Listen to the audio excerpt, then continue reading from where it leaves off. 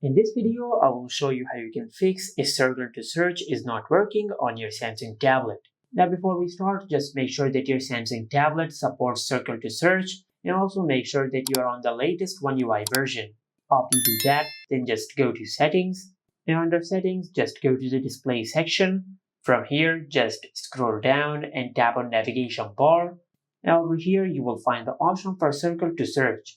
Now just enable the toggle for Circle to Search. Then just go to your home screen and perform a restart on your tablet. Just open the control center, then tap on the power icon. Now just select restart.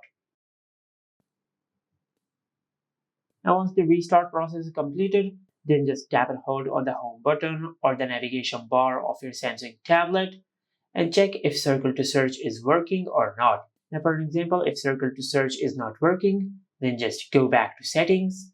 Then under the main settings page, just scroll down and tap on apps. From here, just tap on choose default apps, then tap on digital assistant app. And from here, just make sure that analyze on-screen text and analyze on-screen images has been enabled.